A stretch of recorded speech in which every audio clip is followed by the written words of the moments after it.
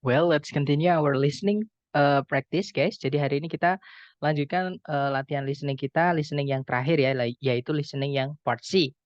Jadi seperti yang saya sampaikan sebelum-sebelumnya, di listening nanti teman-teman akan diberikan 50 pertanyaan yang dibagi ke dalam 3 parts, yaitu part A itu short conversations atau dialog pendek, part B long conversations atau dialog panjang, dan part C atau long talks namanya ya, monolog.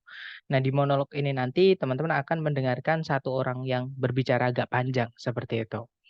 Nah, sama dengan yang part B dan part A, part C ini nanti setiap soal teman-teman hanya punya waktu 12 detik untuk menemukan jawabannya.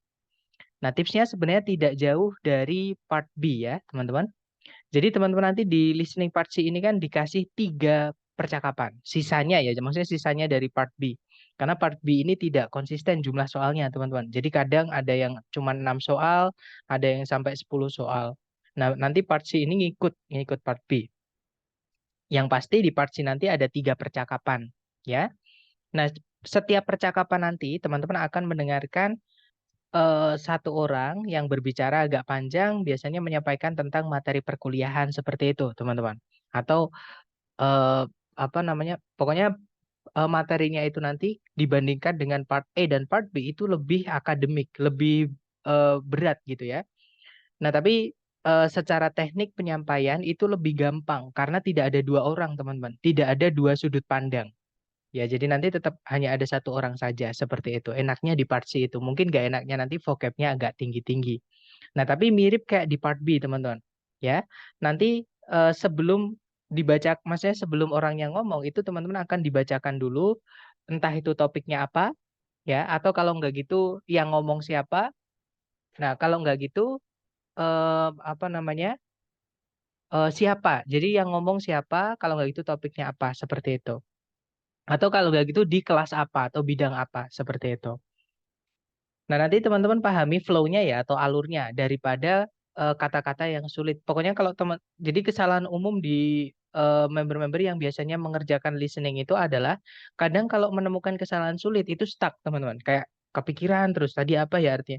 Nah, itu kesalahan yang cukup fatal ya. Karena kalau teman-teman nanti stuck dengan satu kata yang mungkin teman-teman misalnya nggak tahu artinya misalnya, dan malah ketinggalan cerita alur ceritanya, nanti malah nggak bisa jawab, teman-teman. Jadi kalau misalkan ketemu kata yang teman-teman nggak tahu artinya, tinggalkan aja, oke? Nanti teman-teman bisa pakai cocokologi misalkan gitu, atau bisa dipahami melalui alur ceritanya. Jadi ternyata yang diomongin tentang ini, oh berarti kata ini itu artinya ini, seperti itu.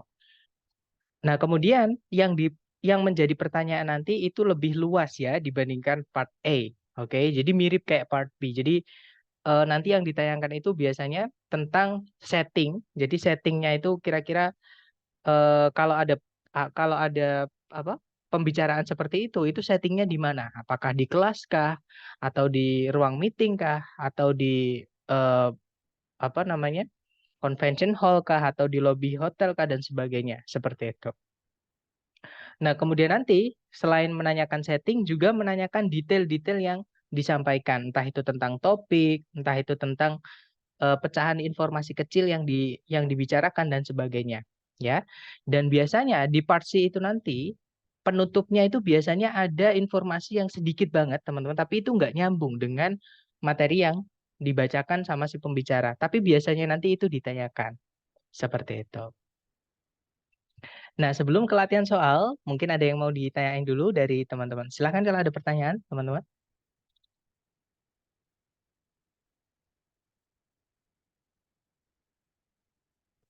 Nggak ada ya?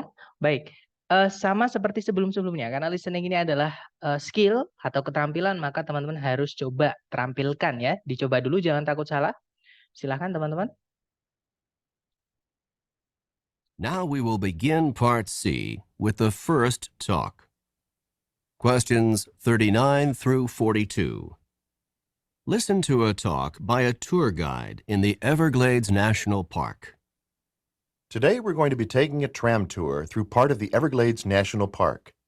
Quite probably we'll be seeing a number of crocodiles sunning themselves by the side of the water or poking their heads up through the water. Needless to say, we will not be getting off the tram at any time until we leave the area because of the danger posed by the crocodiles. By the way, you've probably heard of the expression crying crocodile tears. It is common to say that someone is crying crocodile tears when he or she is pretending to be sad or full of regret. Crocodiles always appear to have tears in their eyes, but they are not crying because of sadness or even pretended sadness. Instead, a crocodile uses its tear ducts to get rid of extra salt from its body.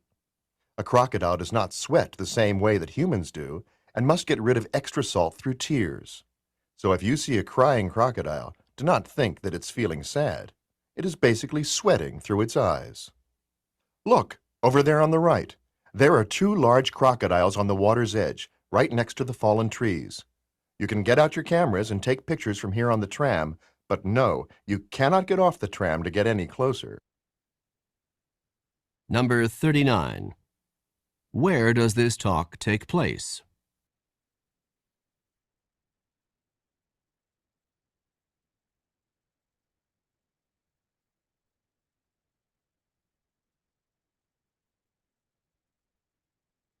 Number 40.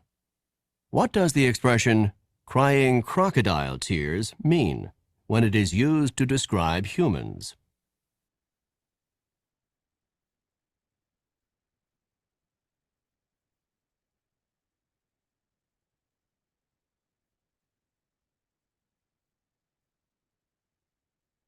Number 41. Why do crocodiles have tears in their eyes?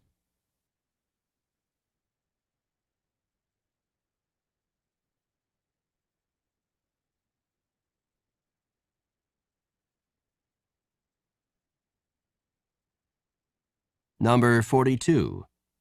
What does the tour guide recommend?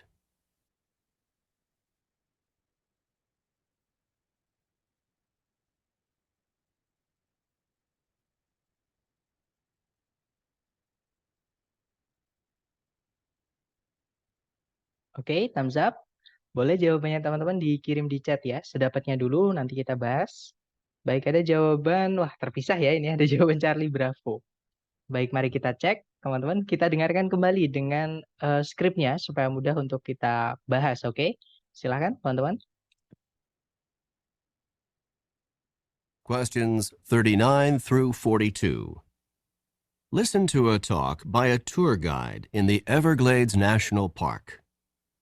Today we're going to be taking a tram tour through part of the Everglades National Park.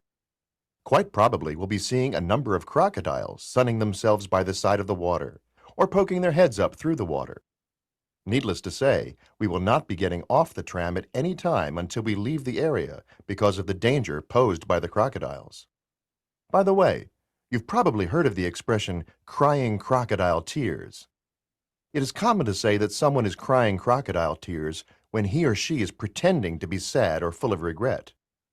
Crocodiles always appear to have tears in their eyes, but they are not crying because of sadness or even pretended sadness. Instead, a crocodile uses its tear ducts to get rid of extra salt from its body. A crocodile does not sweat the same way that humans do and must get rid of extra salt through tears. So if you see a crying crocodile, do not think that it's feeling sad. It is basically sweating through its eyes. Look, over there on the right. There are two large crocodiles on the water's edge, right next to the fallen trees. You can get out your cameras and take pictures from here on the tram, but no, you cannot get off the tram to get any closer. Nah, itu tadi teman-teman. Jadi kurang lebih kalau diartikan, sekarang kita akan memulai, kita akan melakukan gitu ya, sebuah tour di atas tram melalui bagian dari Taman Nasional Everglades. Seperti yang kalian tahu, kemungkinan besar gitu ya, kita akan melihat sekumpulan buaya atau sejumlah buaya yang sedang berjemur di bawah matahari di tepi air atau menjulurkan kepala mereka dari air. Nah, seperti yang kalian tahu, kita tidak akan turun dari tram kapanpun sampai kita meninggalkan area itu. Karena bahaya yang mungkin dilakukan oleh buaya-buaya tersebut. Ngomong-ngomong, kalian mungkin pernah mendengar ungkapan menangis mengeluarkan air mata buaya. Sudah hal biasa Kita mengatakan kalau seseorang itu mengeluarkan air mata buaya ketika dia itu sedang pura-pura sedih atau pura-pura menyesal. Buaya itu selalu kelihatan ada air mata di mata mereka, tapi mereka itu tidak menangis karena kesedihan atau bahkan kesedihan yang dibuat-buat atau pura-pura gitu ya. Namun seekor buaya itu menggunakan selaput air matanya untuk menyingkirkan kadar garam yang berlebihan dari dalam tubuhnya. Nah, seekor buaya itu tidak berkeringat sama halnya seperti manusia, dan tetap harus mengeluarkan kadar garam yang berlebihan melalui air matanya. Jadi, jika kalian melihat seekor buaya sedang menangis, jangan mengira kalau buaya itu lagi sedih. Dia itu sebenarnya lagi berkeringat melalui matanya. Coba lihat di sebelah sana di kanan, ada 2 buaya besar di tepian air, tepat di sebelahnya pohon-pohon yang tumbang itu. Kalian bisa mengeluarkan kamera kalian dan mengambil gambar dari sini di atas tram. Tapi kalian nggak boleh meninggalkan tram untuk mendekati buaya tersebut. Oke, kita cek teman-teman. Number 39. Where does this talk take place? Nah, di mana pembicaraan tadi itu terjadi? Jelas ya, beberapa kali peturnya tadi atau pemandu wisata itu menyatakan kalau mereka itu di tram. Jadi we're going to take a tram tour. Yang pertama, yang kedua, yang di akhir tadi ya, you can get off the tram to get any closer. Jadi kalian nggak boleh meninggalkan tram ini untuk mendekat seperti itu. Jadi mereka di atas tram, teman-teman. Jawabannya yang Charlie. Nah, untuk tram sendiri itu artinya apa? Tram itu adalah kendaraan wisata. Biasanya itu entah kayak kereta, entah kayak bis kecil gitu ya. Minibus yang jendelanya itu terbuka, teman-teman. Ya, memang ditujukan untuk supaya penumpangnya itu bisa melihat view kanan kiri. Jadi lebih leluasa seperti itu. Oke, nah itu namanya tram. Mungkin kalau di tempat saya di kampung Inggris itu nyebutnya odong-odong atau kereta kelinci. Ya, kalau dulu di Pantai Kuta 2000 berapa saya lupa itu ada namanya komotra, teman-teman. Jadi kayak minibus itu kanan kirinya terbuka seperti itu. Oke, next ya. Jadi jawabannya Charlie. Number 40. What does the expression crying crocodile tears mean when it is used to describe humans? Nah, apa makna ungkapan mengeluarkan air mata buaya ketika dia dipakai untuk mendeskripsikan manusia? Nah, tadi dijelaskan, it is common to say that someone is crying crocodile tears when he or she is pretending to be sad or full of regret. Jadi kalau diartikan kurang lebih, sudah biasa kita menyatakan kalau orang itu mengeluarkan air mata buaya ketika dia lagi pura-pura sedih atau pura-pura menyesal. Jadi jawaban yang paling tepat adalah yang delta. It means they are pretending to be sad. Maksudnya mereka itu pura-pura sedih. Seperti itu. Oke, lanjut ke next question. Number 41. Why do crocodiles have tears in their eyes? Nah, kenapa buaya itu kelihatan ada air mata di mata mereka? Tadi dijelaskan ya, a crocodile always appears to have tears in their eyes. Nah, tapi mereka itu nggak menangis karena sedih ataupun menyesal. Nah, mereka itu berkeringat, teman-teman, melalui matanya. Jadi jawaban yang paling tepat adalah yang Charlie. They are getting rid of salt. Mereka menyingkirkan kadar garam yang berlebih dari tubuhnya. Seperti itu. Oke, lanjut. Number 42. What does the tour guide recommend? Nah, apa yang pemandu wisatanya tadi rekomendasikan? Nah, ini maksudnya merujuk ke percakapan yang terakhir tadi, teman-teman. Dikatakan, setelah ngasih tahu ada buaya tadi ya, dikatakan you can get out your cameras and take picture from here on the tram. Jadi kalian boleh mengeluarkan kamera dan mengambil gambar dari sini di atas tram. Jadi jawaban yang paling tepat adalah yang alpha, taking photographs. Seperti itu, right? Oke, lanjut ya teman-teman ke percakapan kedua. Silahkan dicoba dulu, jangan takut salah. Silahkan teman-teman. Questions 43 through 46. Listen to the following lecture by a university professor. Please take your seats now because I would like to begin today's lecture. Today, we will be discussing one of the more elegant and distinct forms of 19th century transportation, the clipper ship. Clipper ships of the 19th century were the graceful, multi-sailed, ocean-going vessels that were designed for maximum speed. They were given the name clipper ship in reference to the fact that they clipped along at such a fast rate of speed. Clipper ships were constructed with a large number of sails in order to maximize their speed. They often had 6 to 8 sails on each of the masts, and ships commonly had 3 and perhaps 4 masts. The speeds that they achieved were unbelievably fast for the era. Clipper ships could, for example, accomplish the amazing feat of traveling from New York to San Francisco in less than 100 days. Clipper ships first came into use in the United States in the 1840s. They were originally intended to make the trip from New York around the tip of South America and on to China in order to transport tea to the United States. Once gold was discovered in California in 1848, clipper ships were immediately put into use to carry large numbers of gold prospectors and large amounts of mining supplies from the East Coast to California.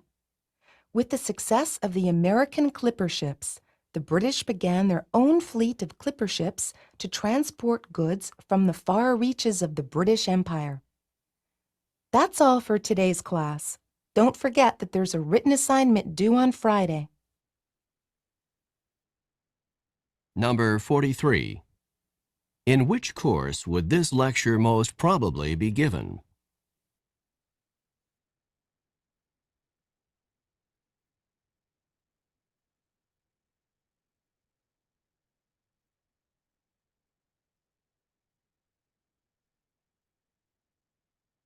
Number 44.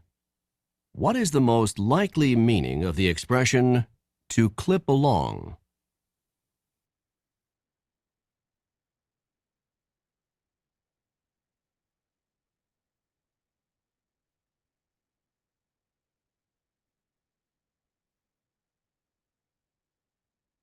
Number 45.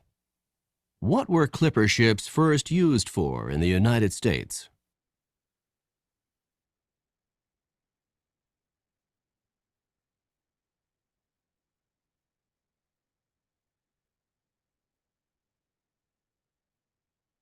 Number 46. What does the professor remind the students about?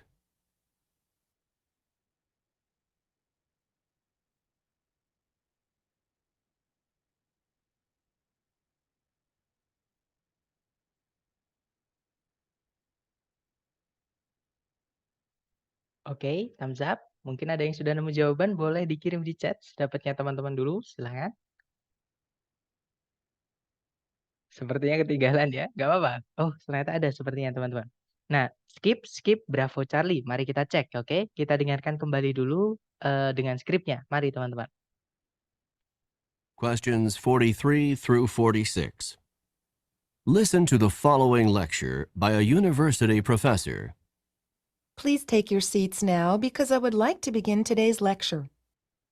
Today, we will be discussing one of the more elegant and distinct forms of 19th century transportation, the clipper ship. Clipper ships of the 19th century were the graceful, multi-sailed, ocean-going vessels that were designed for maximum speed. They were given the name clipper ship in reference to the fact that they clipped along at such a fast rate of speed. Clipper ships were constructed with a large number of sails in order to maximize their speed. They often had 6 to 8 sails on each of the masts, and ships commonly had 3 and perhaps 4 masts. The speeds that they achieved were unbelievably fast for the era. Clipper ships could, for example, accomplish the amazing feat of traveling from New York to San Francisco in less than 100 days. Clipper ships first came into use in the United States in the 1840s. They were originally intended to make the trip from New York around the tip of South America and on to China in order to transport tea to the United States. Once gold was discovered in California in 1848, clipper ships were immediately put into use to carry large numbers of gold prospectors and large amounts of mining supplies from the East Coast to California. With the success of the American clipper ships, the British began their own fleet of clipper ships to transport goods from the far reaches of the British Empire. That's all for today's class. Don't forget that there's a written assignment due on Friday. Nah, itu tadi teman-teman, kurang lebih kalau diartikan ya. Silakan duduk sekarang karena saya mau memulai kuliah hari ini. Hari ini kita akan membahas salah satu dari bentuk-bentuk transportasi abad ke-19 yang agak berbeda dan lebih elegan, namanya clipper ship. Nah, clipper ship dari abad ke-19 adalah kapal-kapal pengarung lautan yang memiliki banyak layar yang didesain untuk kecepatan penuh. Mereka diberi nama clipper ship karena fakta bahwa mereka itu bisa clip along, gitu ya, pada kecepatan yang sangat tinggi. Clipper ship itu dibuat dengan sejumlah layar untuk memaksimalkan kecepatan mereka. Mereka biasa memiliki atau mereka sering memiliki 6 hingga 8 layar pada setiap tiang kapalnya.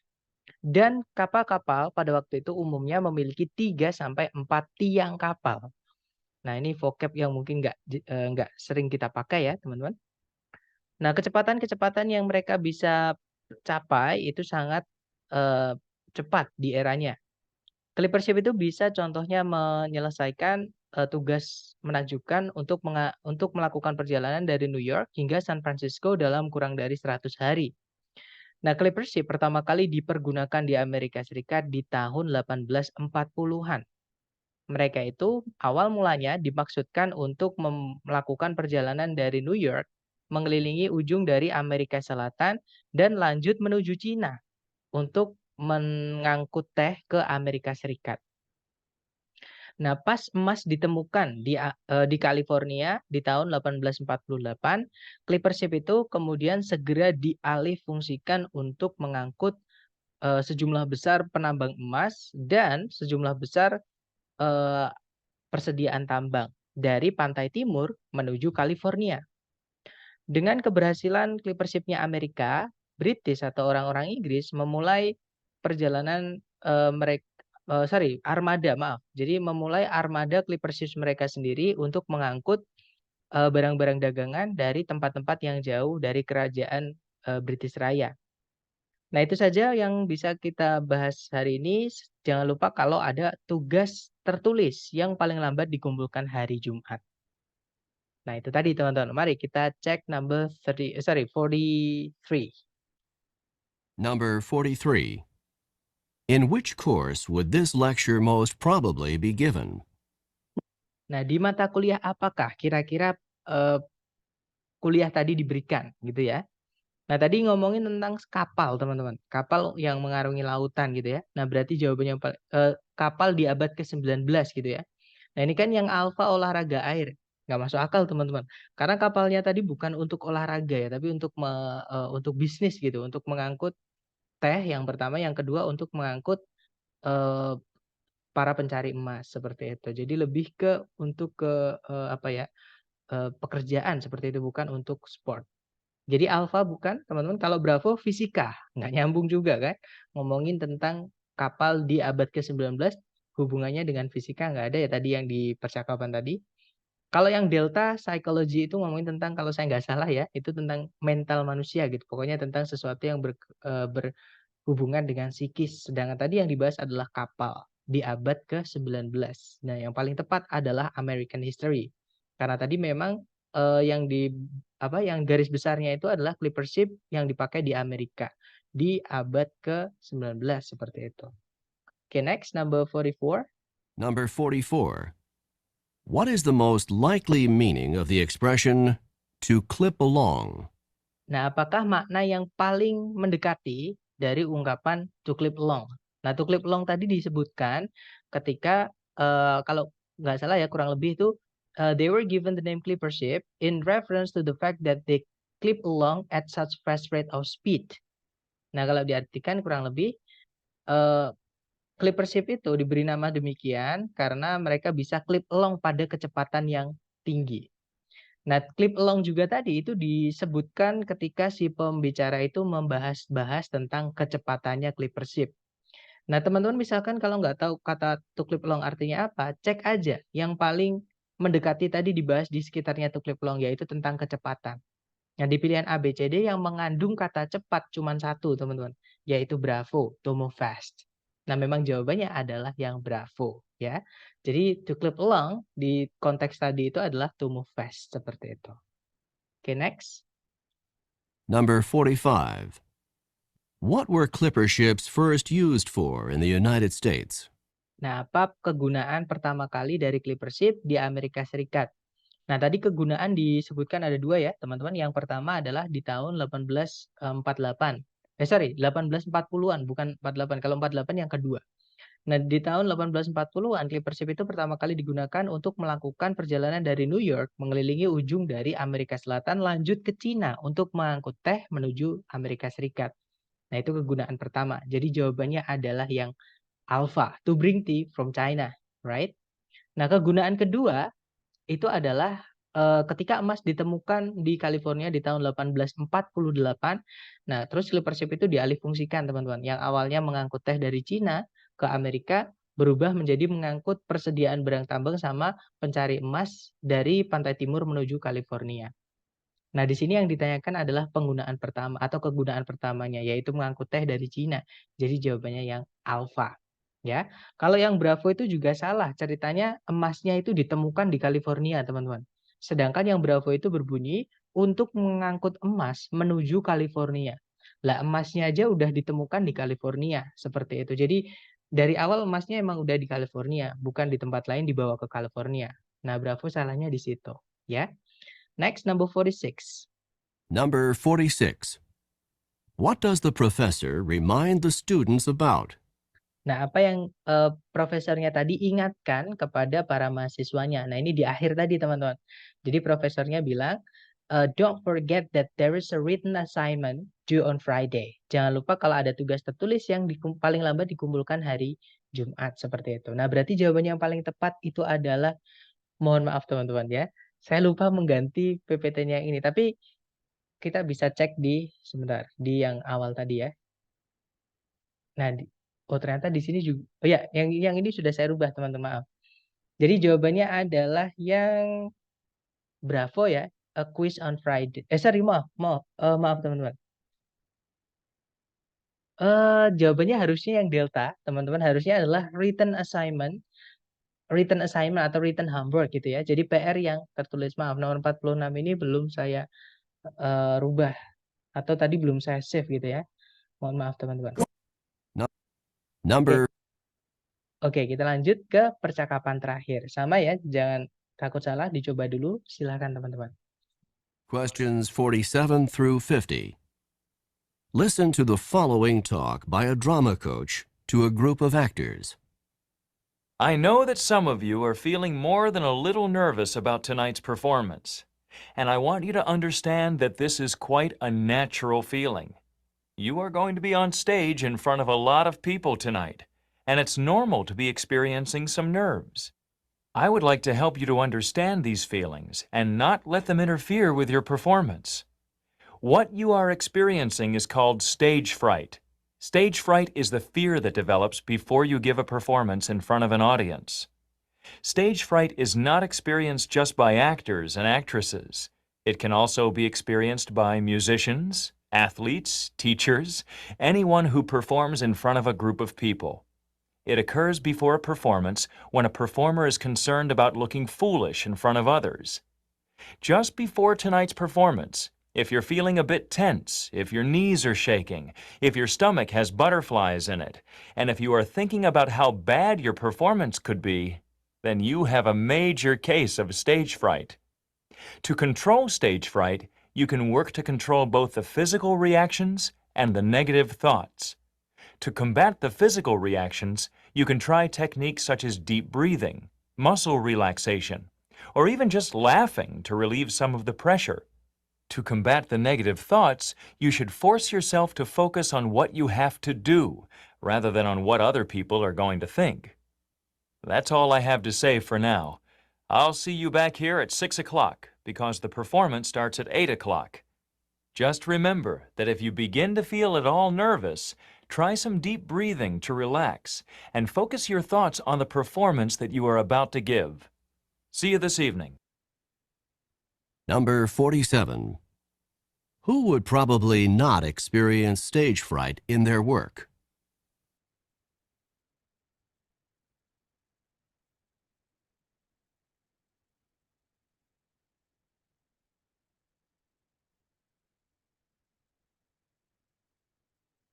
Number 48. What physical reaction might someone who is experiencing stage fright commonly have?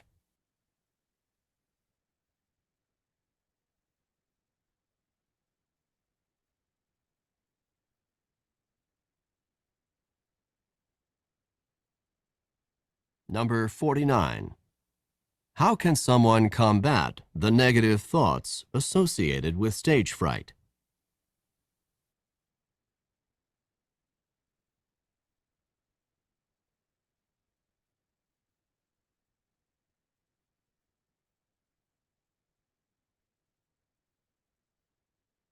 Number 50. When should the actors arrive at the theater?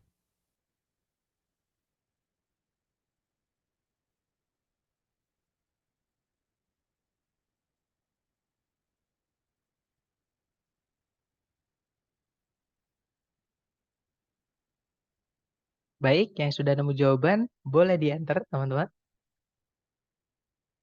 Baik, ada jawaban CADC. Mari kita cek ya. Kita dengarkan kembali dengan skripnya, teman-teman, supaya mudah untuk kita bahas. Mari, teman-teman. Questions 47 through 50. Listen to the following talk by a drama coach to a group of actors. I know that some of you are feeling more than a little nervous about tonight's performance, and I want you to understand that this is quite a natural feeling. You are going to be on stage in front of a lot of people tonight, and it's normal to be experiencing some nerves. I would like to help you to understand these feelings and not let them interfere with your performance. What you are experiencing is called stage fright. Stage fright is the fear that develops before you give a performance in front of an audience. Stage fright is not experienced just by actors and actresses. It can also be experienced by musicians, athletes, teachers, anyone who performs in front of a group of people. It occurs before a performance when a performer is concerned about looking foolish in front of others. Just before tonight's performance, if you're feeling a bit tense, if your knees are shaking, if your stomach has butterflies in it, and if you are thinking about how bad your performance could be, then you have a major case of stage fright. To control stage fright, you can work to control both the physical reactions and the negative thoughts. To combat the physical reactions, you can try techniques such as deep breathing, muscle relaxation, or even just laughing to relieve some of the pressure. To combat the negative thoughts, you should force yourself to focus on what you have to do, rather than on what other people are going to think. That's all I have to say for now. I'll see you back here at 6 o'clock, because the performance starts at 8 o'clock. Just remember that if you begin to feel at all nervous, try some deep breathing to relax, and focus your thoughts on the performance that you are about to give. See you this evening. Oke, itu tadi ya, teman-teman. Baik, jadi kalau kita artikan, kurang lebih, saya mengerti kalau beberapa dari kalian sedang merasakan lebih dari sekedar gugup mengenai pertunjukan nanti malam. Dan saya ingin kalian memahami bahwa yang kalian rasakan itu sesuatu yang wajar. Kalian akan berada di atas panggung di depan banyak orang nanti malam. Dan wajar jika kalian mengalami ketegangan-ketegangan. Nah, saya ingin membantu kalian memahami yang kalian rasakan ini dan tidak akan membiarkan yang kalian rasakan itu mengganggu pertunjukan kalian. Yang sedang kalian alami itu disebut stage fright atau demam panggung gitu ya. Demam panggung merupakan rasa takut yang muncul sebelum kalian memberikan sebuah pertunjukan di depan audiens. Demam panggung itu tidak hanya dialami oleh aktor dan aktris saja. Dia juga bisa dialami oleh musisi, atlet, guru, siapapun yang unjuk di depan banyak orang atau tampil di depan banyak orang. Demam panggung itu terjadi sebelum sebuah pertunjukan ketika seorang performer itu khawatir akan terlihat konyol di depan banyak orang. Tepat sebelum pertunjukan nanti malam, jika kalian merasakan ketegangan, jika lutut kalian gemeteran, jika perut kalian kayak ada kupu-kupunya, dan jika kalian berpikir keras seberapa buruk nanti pertunjukannya, disitulah kalian apa namanya, kemungkinan besar mengalami demam panggung. Untuk mengendalikan demam panggung, kalian bisa berusaha untuk mengendalikan entah itu reaksi fisik dan pikiran-pikiran negatifnya. Nah, untuk melawan, reaksi fisiknya, kalian bisa berusaha mencoba beberapa teknik, seperti misalnya menarik nafas yang dalam, regangkan otot, atau bahkan hanya ketawa-ketiwi saja untuk meredakan beberapa tekanan. Nah, untuk melawan pikiran negatifnya, kalian, harus memaksa diri kalian untuk fokus pada apa yang harus kalian lakukan, daripada pada apa yang orang-orang nanti akan pikirkan. Nah, itu saja yang saya harus katakan sekarang. Saya akan menemui kalian lagi di sini jam 6 karena pertunjukannya mulai jam 8. Ingat-ingat saja kalau jika kalian mulai merasakan gugup, cobalah, menarik nafas yang dalam untuk, rileks dan fokuskan pikiran kalian pada pertunjukan yang kalian akan berikan. Sampai jumpa nanti malam. Oke, kita dengarkan number Number 47. 47. Who would probably not experience stage fright in their work? Nah, siapa yang mungkin tidak mengalami demam panggung dalam pekerjaan mereka? Nah, tadi dijelaskan sama si pembicara ya, sama coach-nya tadi kalau demam panggung itu tidak hanya dialami oleh aktor dan aktris saja. Dia juga dialami oleh musisi, atlet, guru, siapapun yang tampil di depan banyak orang. Nah, di sini yang ditanyakan yang tidak mengalami demam panggung, berarti yang kerjanya tidak di atas panggung ataupun tidak dilihat banyak orang. Nah, jawaban yang paling tepat number 47 adalah yang alpha, teman-teman. Writers. Nah, kalau yang actors, aktor itu pasti mereka tunjuk di depan banyak orang, namanya peraga kan, ditonton gitu. Musisi itu juga didengar dan ditonton, atlet itu juga dilihat banyak orang. Seperti itu. Jadi yang kemungkinan tidak mengalami demam panggung, yang kerjanya tidak dilihat orang adalah writers atau penulis. Oke, lanjut ke number 48. Number 48. What physical reaction might someone who is experiencing stage fright commonly have? Nah, reaksi fisik apa yang mungkin orang yang sedang demam panggung alami miliki? Nah, tadi ada reaksi fisik itu banyak, teman-teman. Yang pertama a bit tense. Tense itu kayak tegang. Jadi kayak badannya kayak kaku gitu ya, kayak dilihat itu aneh gitu, kaku gitu. Itu yang pertama. Yang kedua, if your knees are shaking, jika lutut kalian gemeteran. Yang keempat, if you have if your stomach has butterflies in it. Jadi kayak ada kupu-kupu di perut kita. Jadi maksudnya nggak nyaman gitu, kayak ada yang ganjal nggak bisa dikeluarin gitu, teman-teman. Dan yang terakhir, jika kalian berpikir seberapa buruk pertunjukan nanti, seperti itu. Nah, kita cek ABCD, salah satu yang ada tadi adalah yang Charlie, teman-teman. He or she would have shaky knees. Dia akan memiliki lutut yang gemeteran, maksudnya lututnya nanti jadi gemeteran. Kalau yang Alpha, he would see butterflies. Dia akan melihat kupu-kupu. Nah, kupu-kupunya itu bukan dilihat. Kupu-kupu tadi disebutkan kalimatnya berbunyi, if your stomach has butterflies in it. Kalau perut kalian kayak ada kupu-kupu di dalamnya. Jadi maksudnya kayak nggak nyaman gitu, teman-teman. Bukan berarti melihat kupu-kupu ya. Alpha bukan. Kalau yang Bravo, dia akan mematahkan satu kakinya. It's too extreme. And the speaker didn't say anything about that, right? Jadi Bravo nggak bisa. Kalau yang Delta, he or she would stop breathing. Dia akan berhenti bernafas. It's not stage fright, right? It's called death. Nah, kalau yang Delta ini nanti nyebutnya kematian kalau itu bukan demam panggung, right? Jadi jawabannya yang paling tepat adalah yang Charlie. Next, number 49. Number 49. How can someone combat the negative thoughts associated with stage fright? Nah, gimana orang itu bisa melawan pikiran-pikiran negatif yang berkaitan dengan demam panggung?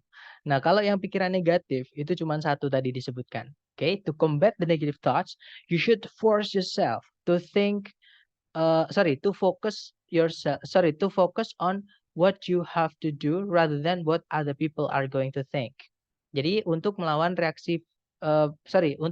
pikiran negatifnya, kalian harus memaksa diri kalian untuk fokus pada apa yang kalian harus lakukan dibandingkan atau daripada apa yang orang-orang nanti akan pikirkan. Nah, berarti jawaban yang paling tepat adalah yang delta, right?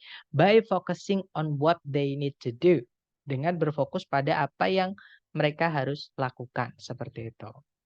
Oke, terakhir, number 50. Number 50. When should the actors arrive at the theater? Nah, kapan para aktor harus tiba di teater? Nah, tadi disebutkan, that's all I have to say for now. Oke, jadi cukup untuk sekarang. Terus coach-nya tadi juga bilang, I'll see you back here at 6 o'clock because the performance starts at 8 o'clock. Jadi saya akan menemui kalian di sini lagi jam 6. Berarti jam 6 mereka harus sudah di situ, right? Berarti jawaban yang paling tepat adalah yang Charlie at 6 o'clock, seperti itu. Nah, itu tadi adalah perkenalan dengan listening part C, teman-teman. Oke, yang saya sampaikan untuk menguasai listening ya, entah itu part A, part B, sama part C itu biasakan teman-teman dengan vocab-vocab yang dipakai dan rekognisi. Jadi tulisannya apa, bacanya apa, di dalam kalimat bagaimana, konteksnya gimana. Nah, itu adalah cara yang paling gampang untuk belajar listening, teman-teman. Nah, mungkin ada pertanyaan dulu nih before we dismiss the class. Silahkan kalau ada pertanyaan.